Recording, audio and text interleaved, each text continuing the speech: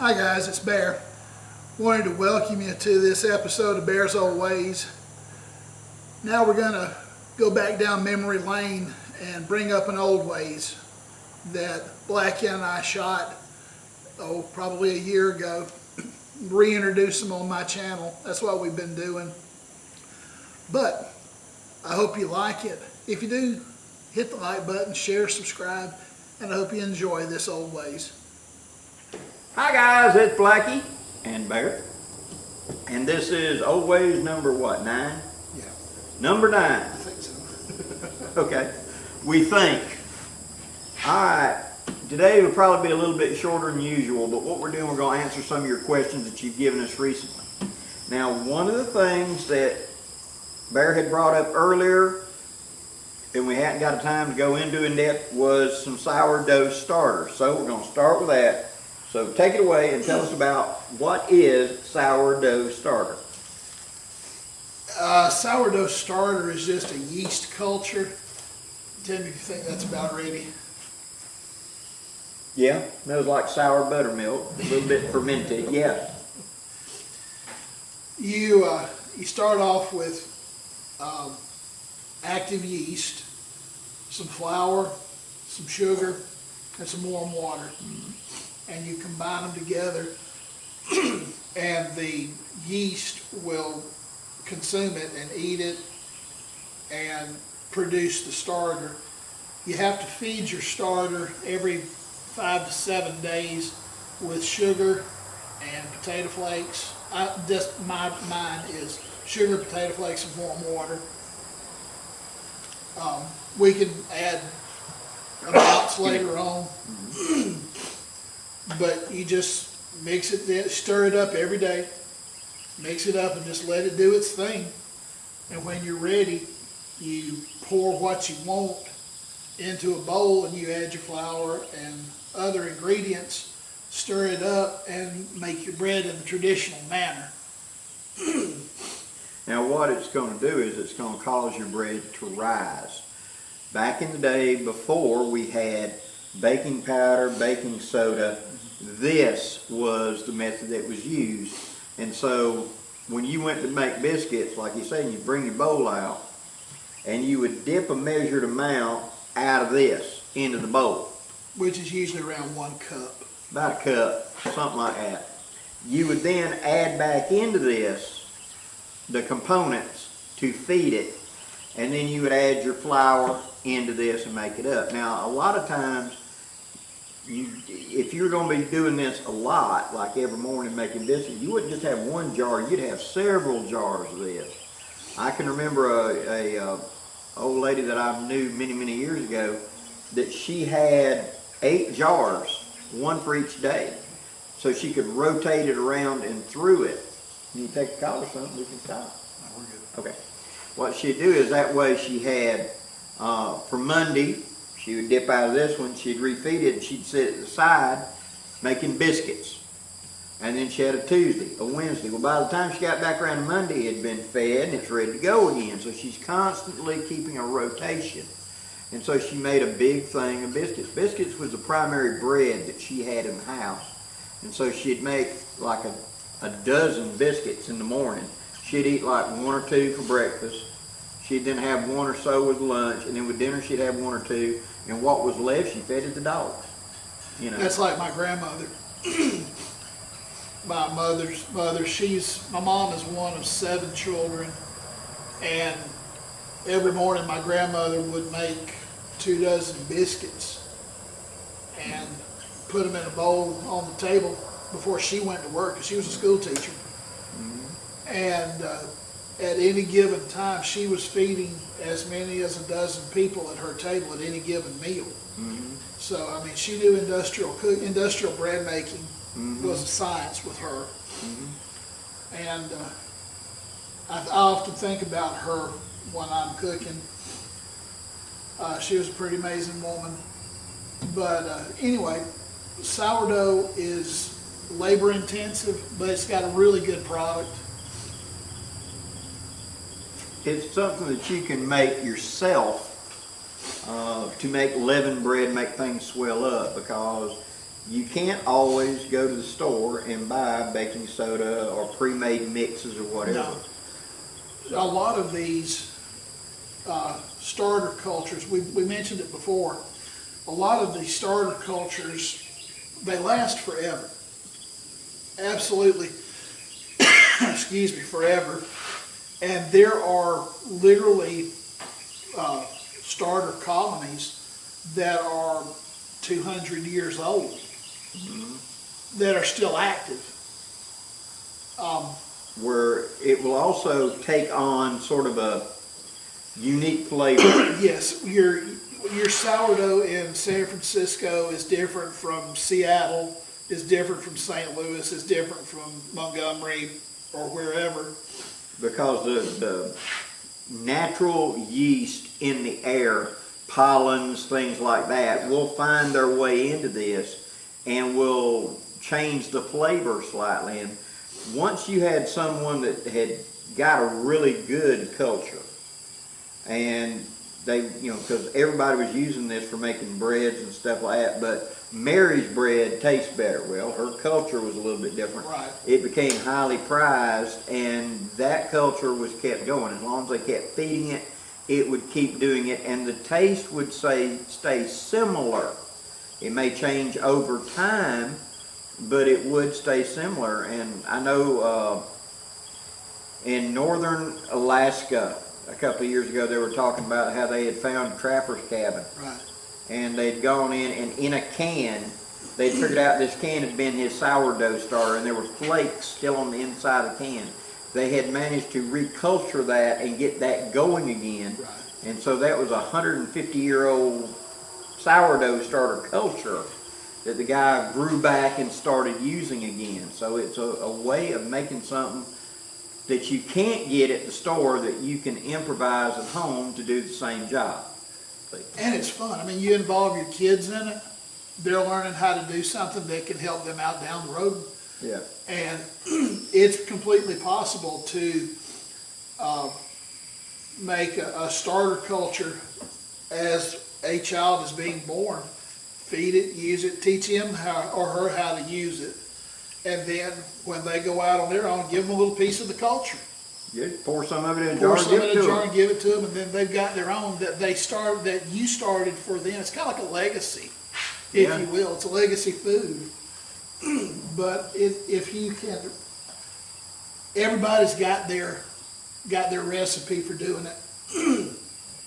Most of them, generally, they're all the same, but it's the little tweaking details. I was reading one book where the lady said you had to have immaculately clean everything. Mm-hmm. You know, just short of surgical operating room sterility. And then there was one that just said, just dump it in a bowl and mix it up.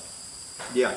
I mean, it just depends on who's doing it. Most of the ones that I've seen, like you've got right here, it'd be in a mason jar or something with something over the lid, usually not a solid lid. This is a ring with a piece of wax paper on it. Yeah, I did that for just transporting it.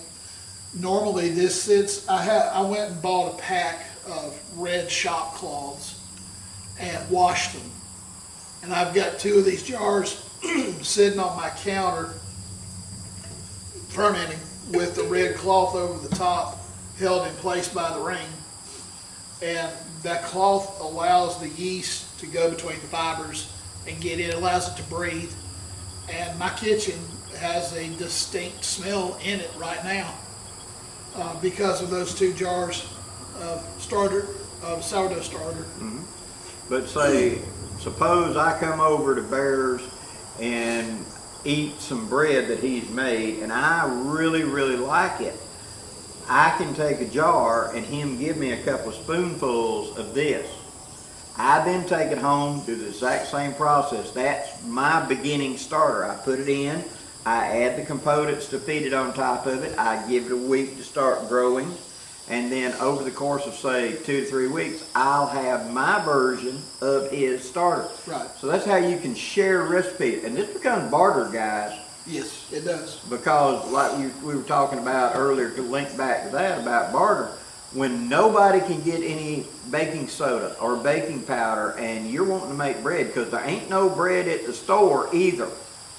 You know, I can get flour, but I can't do anything with it. Or I can make, if you real heavy, intense labor, acorn flour. But it's all there is, you know, and I want to be able to make bread of some kind. Then having something that will make it light and fluffy and not more like a cracker, more like bread. It's the air pockets in the bread is what makes that. Well, this makes the air pockets, and it's something that you can create. He said something that struck a thought. You can take the inside of a cat head stalk, and you can dry it and powder it and make flour. The taro, you can take it's an arrowhead shaped plant that grows in this area of the world.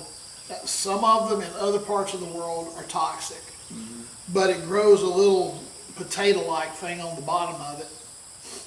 And you can take that and process it, you know, dry it out and powder it. And I think you have to wash it a couple of times, but it makes flour. Like he said, there's acorns. We both have made acorn bread. Acorn bread is good. It's just labor intensive because acorns have tannins in them, and the white is not as bad. You just gotta leach it out over like a week. Yeah. The red acorns take longer, and They do. After that, once it stops being bitter, you can make flour out of it. Just grind it up and make flour, and you can make anything you can make out of flour you pick up at the store. You can make out of it. Again, it's labor intensive.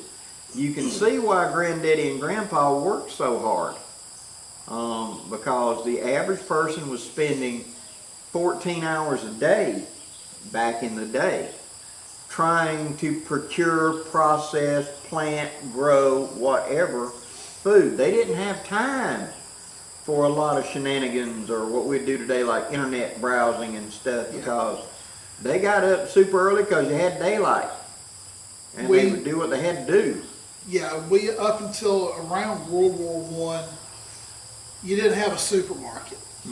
Okay, you had general stores which sold staples. If you needed, there was a combination of supplies, food supplies, and hardware. If you needed that new invented barbed wire, you went to the general store and you got it. And then if you needed, you know, a sack of flour, you went to the general store and got it. And you could barter for what you needed. But that having been said, grocery stores like we know them today, they didn't come in until after World War I and around the Great Depression.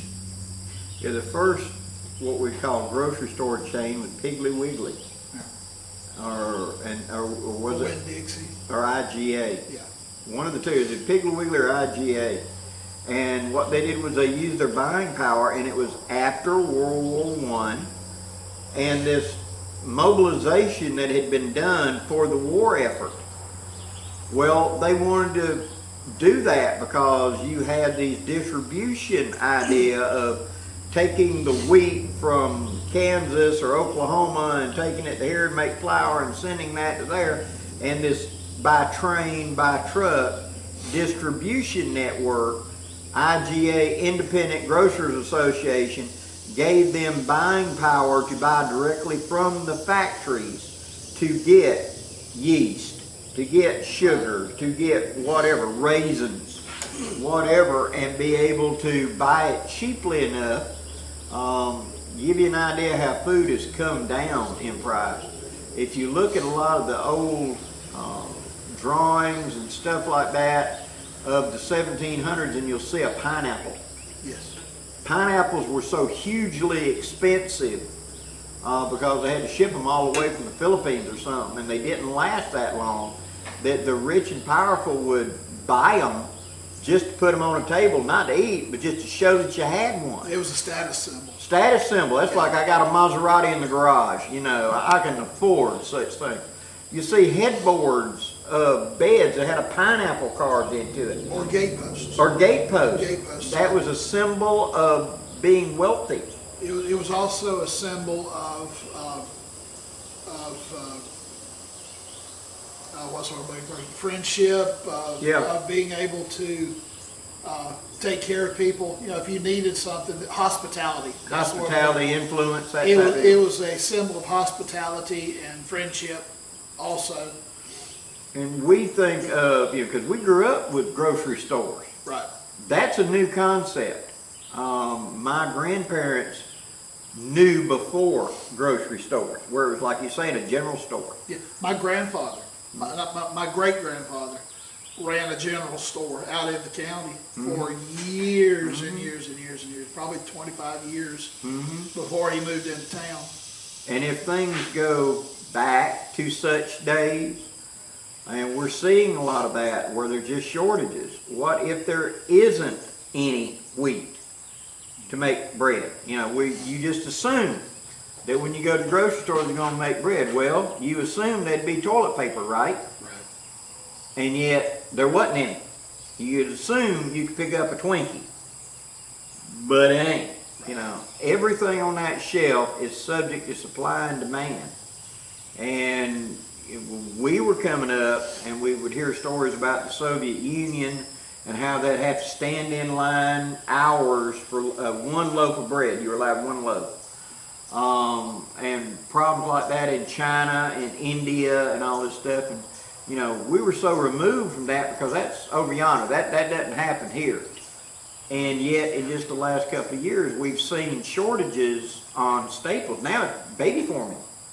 You know, who would have? The one thing you think you should have, no matter what, would be baby food, baby diapers, be able to take care of the little ones. But we don't have it. You know, the supply chains are so stretched right now that it is very easy for this stuff to get interrupted or not stopped. Yeah, we have mentioned it before, but if you are short on baby formula, there's a little can called pet milk, evaporated milk, and you can take that can of milk and, because this is what, when our folks were out, when our parents were out of formula or, you know, baby food, they would improvise a small can of pet milk, a little bit of clear Karo syrup, and warm water, and just mix it up.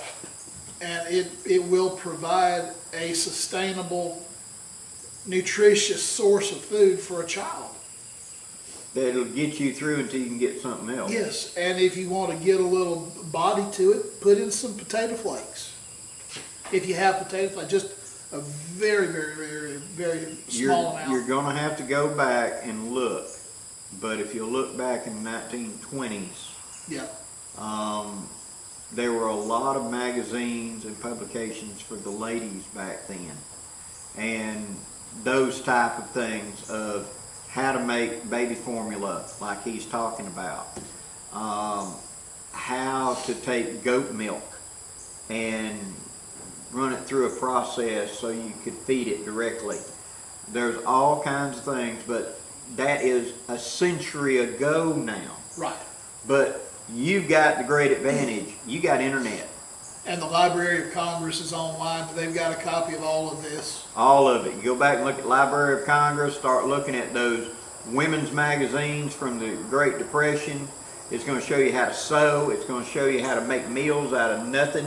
There's going to be tons of recipes because the women in those days, you know, you got married, you're off on a farm in the middle of nowhere. You had to be able to make your own stuff. And so these things were the internet of the day. It was new ideas. It was sharing ideas from women out in the woods, out in the field that actually worked, and they were sending it in for people like you to learn. So it's a huge resource, and I recommend you look at that if you're in that type of thing. It's not a bad thing to look at to begin with because you never know what you're going to find in there. I remember reading an article in Backwoods Magazine, another great source, on how to take a 6-volt car battery and make a welder out of it. Really? A pair of jumper cables and the welding rod, and you can sit there and it tells you what welding rod to go to the welding shop and get, and you can hook to a car battery and use it as a welder. And I've tried it, it works. That's a cool idea. I had a pair of goggles and I had a boat hitch that was cracked, and we were in the middle of something where we couldn't get out of here without it. And so I went to town and I was talking to the guy at the welding shop, and I told him that, and he said, oh, you want to, and he quoted whatever the number was on this and gave me 2 rods. I paid like $1 a piece for the rods. And so just take your jumper cables, put the hot to the rod, put the ground to the trailer, hook to the battery, and you're arcing, just sit there and hold it, and you're tacking like that. He said, Gotcha. yeah, he said it'll melt. Yeah, hold it for just a second and break it loose. Hold it just a second and break it loose.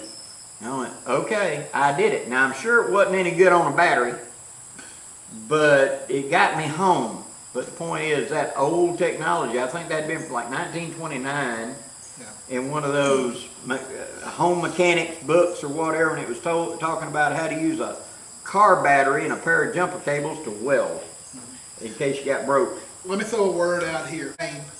Victory Garden. Yeah. A Victory Garden, as I understand it, the concept of a Victory Garden actually started with World War I, and they were the women who were the primary homemakers of that era. So nobody get offended, okay?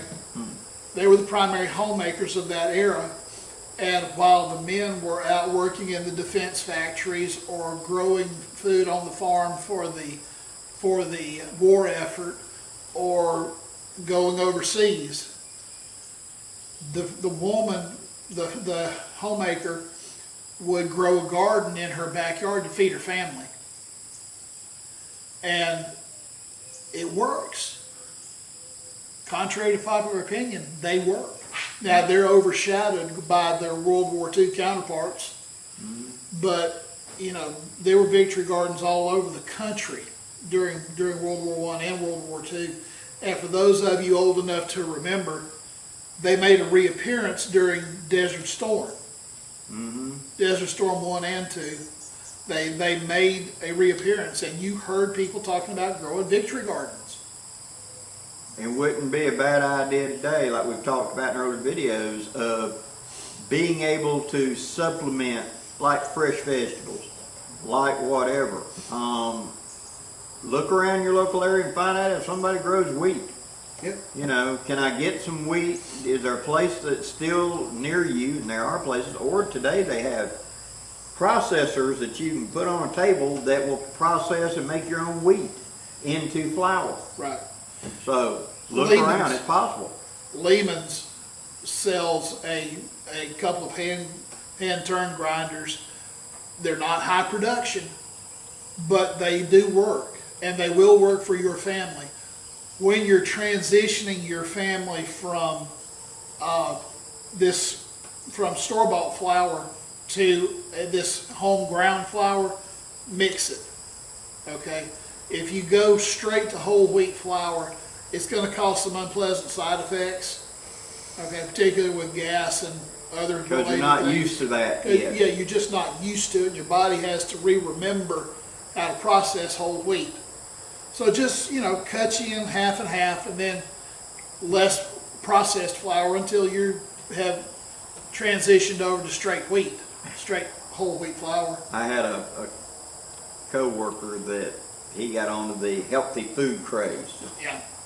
And he started eating whole wheat this and whole wheat that, and it wasn't probably about a week, and he was having severe gas problems that he was not used to, and I pointed that out to him and said, your gut's not used to processing it, you're going too fast. That's true of anything, and I've warned people many times that getting into camping and stuff like that, to always try out these foods at home before you go out, because I've been on camp outs where somebody's bringing out, they don't eat MREs, they haven't been eating MREs, but they brought an MRE for this weekend to eat. And they spend half of the night in the woods because her tummy couldn't take it. I always try new foods at home just in case. Nothing ruins a camping trip like an unhappy tummy. Woo! Montezuma's Revenge will get them. It it's really not does. pleasant. We won't go into the gory details, Right. but it is not pleasant. Okay, my next thing I want to bring up right quick, and this is not an advertisement, but I just want to point this out. Something that I picked up was, I went and got me one of the Chinese stitcher devices. Okay, make sure you can see it. This is a hand crank sewing machine. I bought it off of Amazon, and the total price, shipping and everything, is like $120, $125. Okay, it will sew thick leather. It will sew thin stuff. It will sew paper towel. Well, I just did a demonstration to Bear because I was bringing it to show it to Bear, and I sewed 2 paper towels together with it. They're right over there, grab 'em. Oh. You know, sewed paper towels. But the thing about it is this doesn't require any power. It's all hand powered. And look online, there's tons of videos on this thing, but I've been impressed with it because from a off-grid mindset, this would allow me to repair my gear. This would allow me to modify and make gear because it will sew heavy leather. I can make leather sheaths out of it if I have the leather. It can sew clothing. It's slow, but you're going at your pace. And if you're not a big sewer, this is the thing to start with because it's super simple. Turn the crank, feed the stuff in. You know, I made my prototype for my bag on this in about 2.5 hours. So for those guys that are talking off-grid, I would recommend looking at one of these down the line for you to have something off-grid. It doesn't require any power. All you need is thread, the parts on it. Yes, the American machines are 10 times better. Yes, they do all a better job, etc. Yeah, they cost $300, $400, $500 and usually run off of electricity. And my wife has a $400 sewing machine that I bought her several years ago so that she could do crafts with it. I think we've had to take it into the Singer place a dozen times because she says it won't sew right or it's whatever or etc. I've got an $18.99 Singer treadle machine at the house. It's foot powered. That's mine, that I bought when I was 9 years old. I bartered for that thing, and I can sew leather, I can sew canvas, I can sew whatever. How many times has it been into the Singer shop? Never in my lifetime. You know, I learned to sew on that, and I can repair clothing, I can make clothing. When I was doing Living History, we were making our own costumes. In fact, when my wife and I got married at the Living History event, I made her wedding dress, which was 11 yards of fabric in that dress, and it was a 1750s ball gown that I found a pattern, and I made that, and that was her wedding dress for that historic event. Man, it was huge, but I made it on that Singer treadle machine. I could sew it. And 9 times out of 10, she'll come in there when she's doing some project and say, "Can you set up the treadle machine? Mine won't sew this." Old treadle will sew it. Well, this is portable. The problem with my treadle is it's a big, you know, case. This is portable. And so I can just pick it up and go anywhere, and with a C-clamp, anchor it to any table or whatever, and I've got a position I can sew, repair, whatever. And so for an off-grid type thing, you might want to look at something like this, you know. We've also mentioned in the past the Lehman catalog, because they deal so heavily with the Amish. It'd be worth it just to get one of those catalogs and go down through the list and see. And it's not just something like, you know, this type deal. It's all, the Lehman catalog has water pumps. It's got everything in it that you want. Go to lehmans.com. And they've got everything. I mean, you need a grinder to make wheat. They got it. You want a hand-powered crank thing that'll cut up meat, a sausage maker, a whatever. Anything that you can think of that could be utilized without electricity, they've probably got it. The thing that we were thinking about doing an off-grid several years ago, me and my wife, and there was a place that we were looking at, and there's a very good running creek about 200 yards from where we were going to put up the site. And I was thinking about some way of getting the water up there. Well, Lehman has these inertia pumps Yes. that don't require electricity. They just shoot, thump, shoot, thump. They're using physics and pressure, and so it's spurting like a coffee cup of water at a time. Well, if you run that into a 200-gallon tank, and it takes it 3, 4, 5 days to fill up, don't think it'll do it in that length. Let your sink drip and see how long it takes your water bill to go way up. Leave a toilet running and see how quick. Water is just constantly running, even in a small degree. It's filling up a bucket. And a good friend of mine, they had a rainwater, because down here in my south we got it. They took the rainwater from their gutters and went into a series of 55-gallon drums. Right. And they never had to haul water down there. You know, that water comes into the first drum, and then it has to go through a layer of sand into the second, third, and fourth drum, and that filtered it. And then he'd change out the sand in the drums every 2 or 3 years. And then when the water comes out, it ran through like a Brita water pitcher filter, Right. and then to a tap. So he could turn the tap on at his sink, and he had right at 300 gallons of water sitting there, ready to go. Yeah, it hadn't rained today. Trust me, you get a roof eave running and you get a 10-minute shower, it'll fill it up. You know, you'd be amazed how much water you capture that quickly. I've read stories of soldiers in the field where they took tarps and laid them out, and rain was coming in, and they just picked up the edge of the tarp where the water run to the middle of it and make like a pond. And then as it's raining, guys are out there filling up canteens and stuff because it was fresh, clean water. There's always a way to do it if you sit and think about it a little bit. You know. Right. We've said that this type of stuff is not hard, but it does take a little constructive engineering from time to time, a little bit of thought. It's like this. Most folks might see this as chunk-like tuna.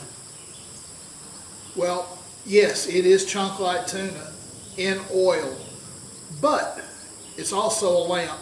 Mm-hmm.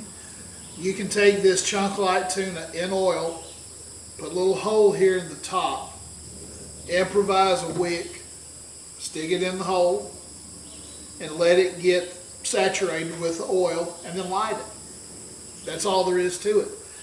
Now it will... And it doesn't harm the food doing that. No, it just draws the oil off of it. But it does have a little bit of a smell to it, but you'll be able to see in the dark. I've seen the video where the guy cuts the top off, and then he lays a napkin across the top of it. He lets it saturate, and he sets the napkin on fire. Yeah. And he's got like a canteen cup on top of it with water. It brings the water to a boil. He boils the rice. When the rice is done, he takes a spoon, he takes the burning paper towel off the top of the meat. It ain't hurt the meat at all because it just rolled off.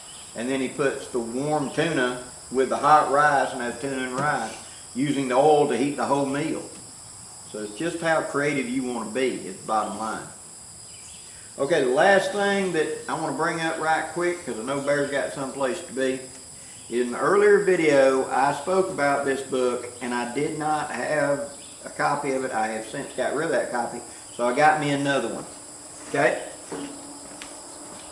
And the name of the book is How to Build Your Dream Cabin in the Woods by J. Wayne Fears. And there is the barcode and the ISBN numbers right there. Now, why I recommend this book.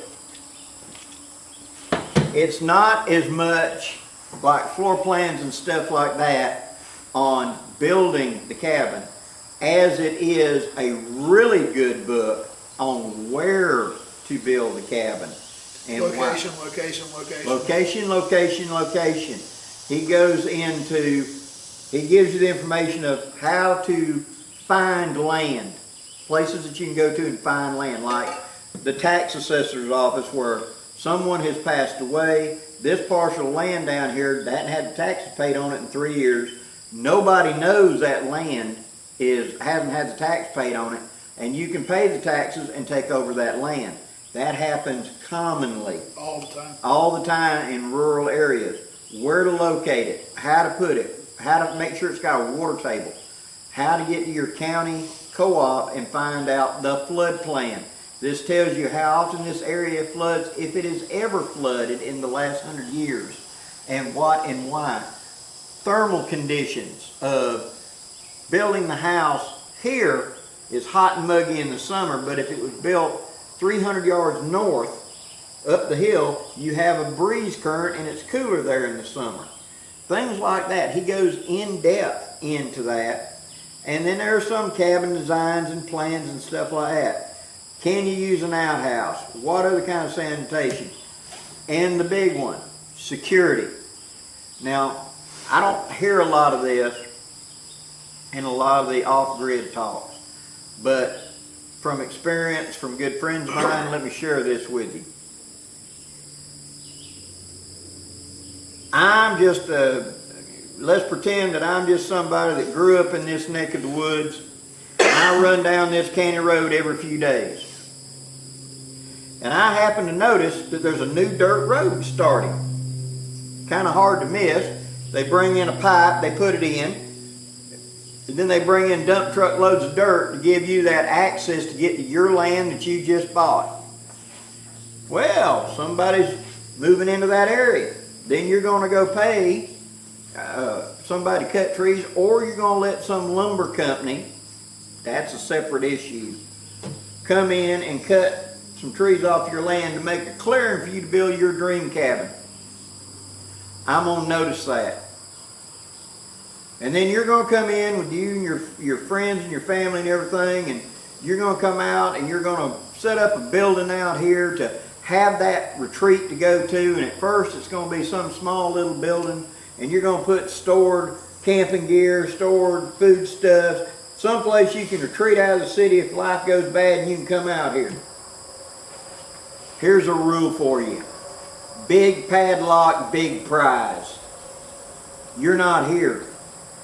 You don't live here. I live 10 miles down this road. I notice all this activity, and I see you bring in that nice building and put it up, or build a building and put it up, and you're going back to the city for the week. Well, I'm just going to drop by in the middle of the night and check this out. There's nobody out here. Right. Where I'm coming from is my good friend who built a cabin down by the creek. And it was 25 miles from where he lived. There was nobody that lived down there. That's one of the reasons he picked it, because it was right against all this big timberland. And so there was nobody, he had no neighbors for 3 to 4 miles. And so he thought this would be a great place. And they came in, they built this cabin, they got the cabin set up, and it wasn't 2 months before they came out there. Somebody had broke the door in, they had ransacked the cabin, took anything of value, and left. Another friend of mine, they came in with one of the portable buildings, one of them wood portable buildings, hauled them in to have it where you had a little front porch and everything, I'll make a little cabin. Yeah. They dropped it off on Saturday. They got it all looked at. There was nothing in it, you know. And he said that the idea was they'd just haul cots and stuff with them. That way there's nothing to steal, right? It's just a building sitting there. He left on Sunday afternoon. The next Friday night he came out, and when he opened the door, somebody had taken all the 3/4 inch plywood up out of the floor, took a sawzall or a chainsaw, and took the 12-foot 2x8s and cut them out of the floor, took the wall joists out, and it was a hollow shell sitting there, and obviously they were coming back because they'd left a little pile. They probably filled up a pickup truck so they couldn't get any more in it. So now they've got a hollow shell that wouldn't hold it. Security and being out in these areas is a big, big deal. if you've got land out like that and it's not on Granddaddy's farm, where everybody knows Granddaddy's there and he knows every tree and twig, if you're an outsider out in the middle of nowhere, learn how to cache things.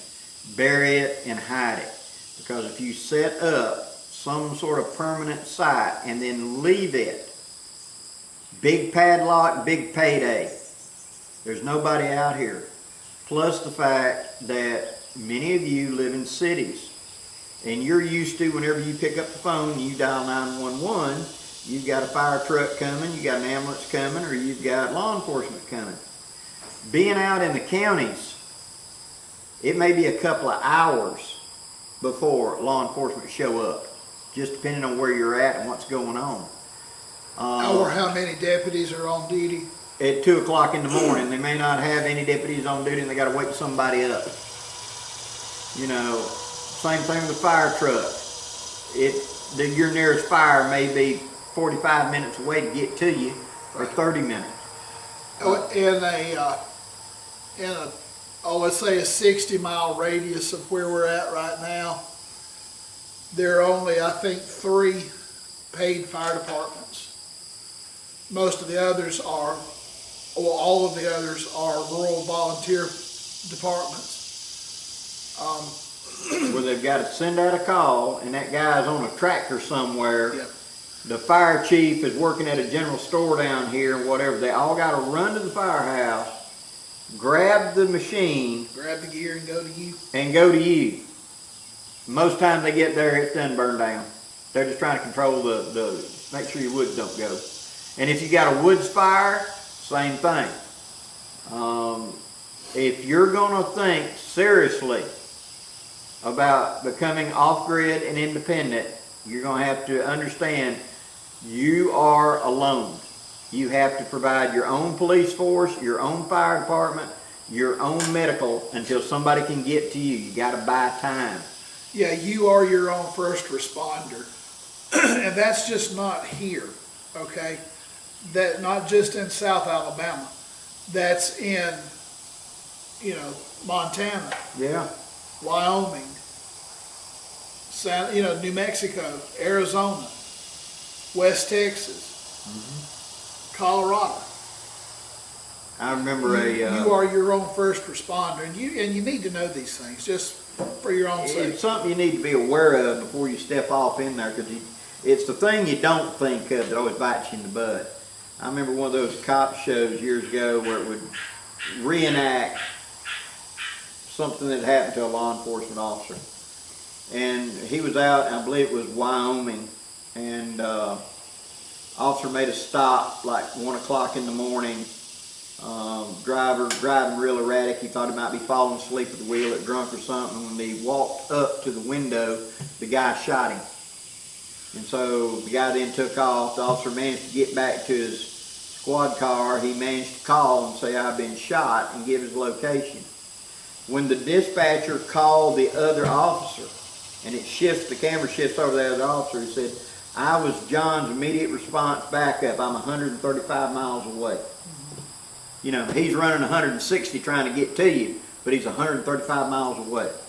When you start getting out in these specially desirable areas where I am way out there, you need to think about that. How did people do it in the past? I can tell you how some of my family members did. Security around the homestead, big pack of dogs. They were not pets. Someone would show up every day to dump food out for them. A friend, a family member, the guy that lives down the road, whatever, they pay him to come dump out food. Them dogs are not your friend. They will gnaw your arm off, But nobody wanted to come up there because of them dogs. Right. And so you drove up on a car, you had 10 dogs around that car barking their head off. It was a security system that, like my granddaddy had dogs for that. And these were not pets.